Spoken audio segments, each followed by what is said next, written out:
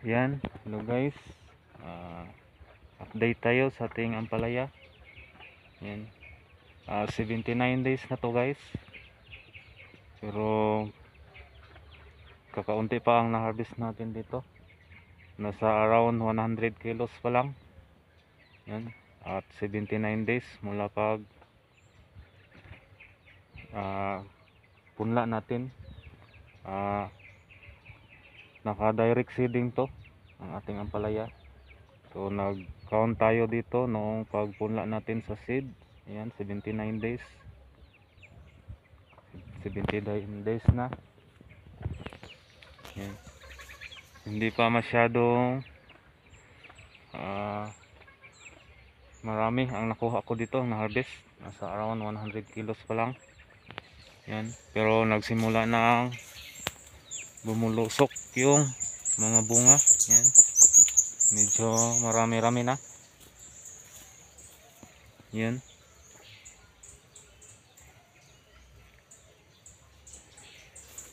Yan. Yan, may deform. Ayan. Matic, automatic, segunda. Ayan. Siya nga pala, ang variety nito ay Galaxy Max. Yan, Galaxy Max tong ating tanim na ampalaya. Yan. Medyo dumami na yung bunga. Yan.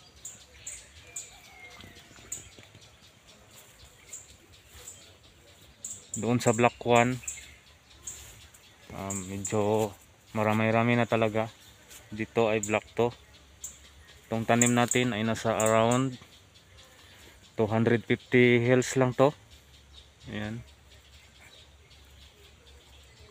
Ang pag picking ko dito, pag harvest ay every 3 days. Kasabay sa tanim ko na kamatis. Ayan. Naka-relay cropping tong ampalaya natin sa kamatis. Ayan. Ito yung kamatis natin. Lumalaban pa. Ayan. Sira na yung dahon pero yung bunga, ayan, pasado pa din sa quality. May quality pa ang bunga. Ayan. May mga large sizes pa. Marami pa ang large sizes at saka medium sizes. Yung extra large na size, kakaunti na lang. Di na gaano kadami. Unlike noon. Ayan. Bukas pang 9th harvest ko na sa aking kamatis. Ayan. Nakuha ko dito around 86 crates na. Bukas pang road to 100 crates na tayo. Bukas na harvest. Ika 9th na harvest. Yung kamatis ko naman around 1,400 hills lang. Yan, 140. 1,400 hills lang to yung tanim ko. Nasa around 1,000 square meter na area. Yan. Kakaunti lang na area. Kakaunti lang din yung tanim. Pero yan. May mga bunga pa naman yung kamatis. Hindi ko lang masabi kung marami. Kayo na ang humusga. Yan, basta bukas around 100 crates na ang makuha ko dito. Road to 100 crates. Yan. Price sa kamatis, yan, medyo maganda pa. Yan, naglalaro pa rin sa 1K dito sa amin. Nalalaman natin yan bukas pag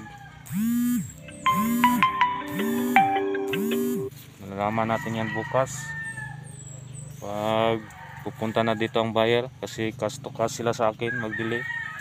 Yan, palaya natin 79 days. Hindi ko alam kung ilang days na to yung nakalimutan ko na kung ilang days to ang ating tanim na kamatis. Yan, ito ang ampalaya natin ay 79 days ay 89 days. Ay, hindi pala, 79 days. Yan, 79 days.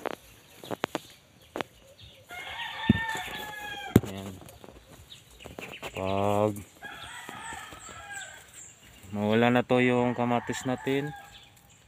Yan, pag mamatay na to, matigok na to, may kapalit na naman tayo na cropping na ampalaya. Yan. Yan, so far maganda ang quality sa ating ampalaya. Yan. Mamayang hapon mag-drench ako dito. Yan, drenching ang pag-apply natin ng fertilizer. Yan. Weekly drench tayo ng complete. Ayan, yun lang gamit natin. Hindi ko ni-recommend na ganun din ang gamitin nyo na fertilizer, kasi iba-iba tayo ng lupa. Yan, iba-iba ang kondisyon ng lupa. Yan. Mas mabuti siguro kung may doon kayong pera, yan, ipa-soil analysis nyo yung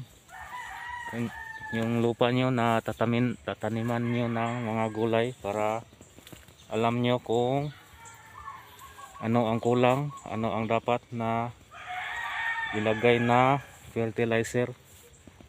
So, ayan, management natin dito, ayan, basic lang, napaka basic lang. Yan, ang insecticides natin ay Mitomil. Yan, mayroon tayong Propinopos. Yan, pag mag-spray tayo sa kamatis, same time ganun din, spray na din tayo sa ampalaya. Yan, yung gamit natin ng mga insecticides dito, naka-base tayo sa mga insects na nandito sa ating mga tanim na gulay. Yan, sinisilip natin late afternoon at saka gabi kung ano ang mga insects na nandito. So yun lang din yung gamit natin na insecticides. Yan yung paraan ko para makatipid. Hindi tayo nag-apply ng insecticides na hindi dapat doon sa insects na umaatake na nandito. Yan, pag mag-apply ako ng insecticide, may sinisiguro ko na may natatamaan yung insects na gusto kong i-control, kasi hindi naman yon mawala lahat. Yan, yung mga insecticides ay pang control lang sa mga insects, hindi yun totally 100% na mawala. Yan.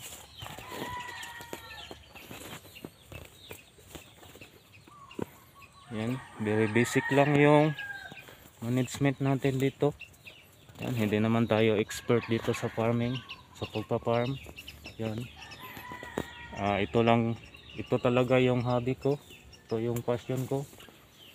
Wala akong background sa about farming. Yan, hindi ako nag-aaral.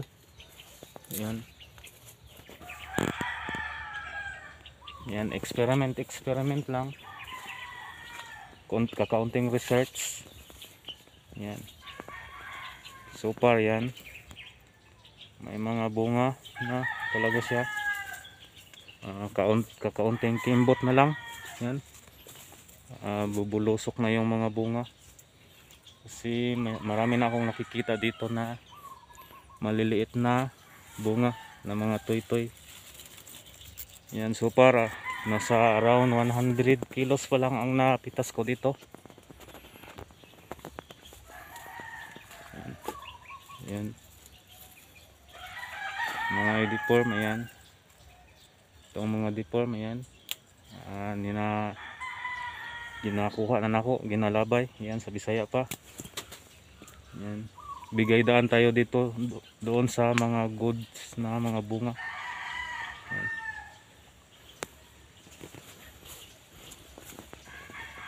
Ito, yan, pwede na to bukas.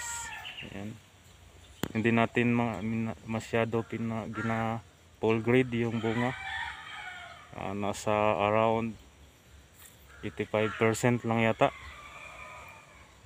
o 80%. So 70 to 85% yung gulang ng bunga. Yun lang yung kinukuha natin.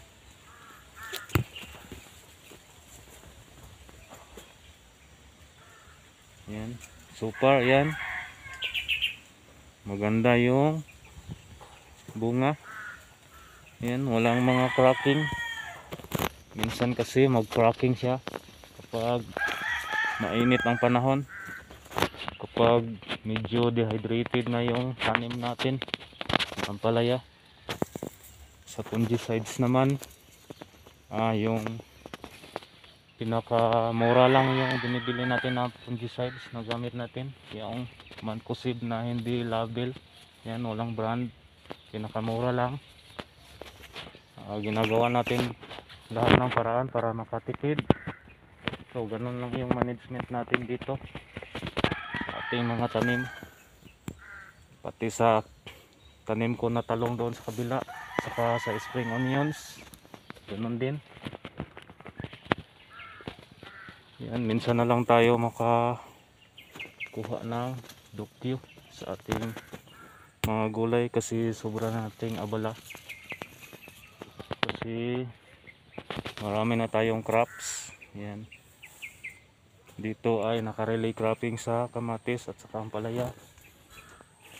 Yan. Ito yung black one. Dito ang black one, medyo marami na dito. Marami ng bunga dito, guys. Yan.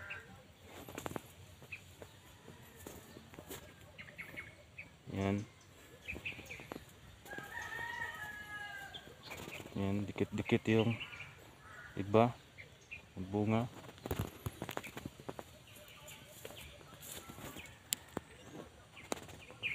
Yan. Marami na dito, guys, dito sa black one. Medyo bumulusok na yung mga bunga. Bukas harvest tayo, seleksyon.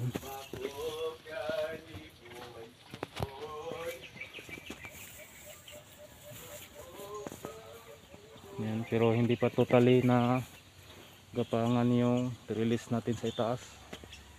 Yan. Naka-alternate kasi to pagtanim, guys. Yan. Ang palaya,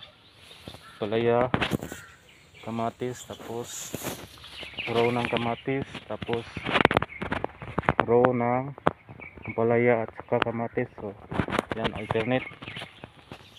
May mga bed dito na nakadouble. Yan, kamatis at saka ampalaya. May beds naman na row lang ng kamatis. So ayun yung pagtanim natin. Kaya nasa around 250 hells lang yung ampalaya natin. Tapos yung kamatis nasa around 2,400 hells. Yan, dito medyo makapal na. Pero hindi pa to totally nagapangan lahat yung release. Yan. So ayan lang, guys. Yan lang yung update natin. Last na siguro to sa pagkuha natin ng content dito sa ating ampalaya at saka kamatis, kasi nakita na naman natin yung result. Nagbunga na yung kamatis. Yan, nakaharvest na tayo. Papatapos na. Siguro nasa 3 o 4 na harvestan na lang tayo dito sa kamatis. Yan.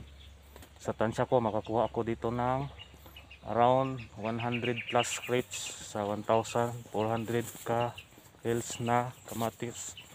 Tapos dito sa ampalaya hindi ko matansya kung ilang kilo makuha natin dito kasi paumpisa pa lang siyang dumami. Yan. Pag mawala na tong kamatis natin, ayan, so far ampalaya na lahat. Yan. So yan lang, guys. Yan lang yung update natin. Ako hanggang dito na lang pagkuha natin ng dokyo. Yan. Ako nga pala si GC, nagsasabing be simple, be humble, work smart, at sipag lang. Yan, para i-bless. Salamat. Happy farming, guys.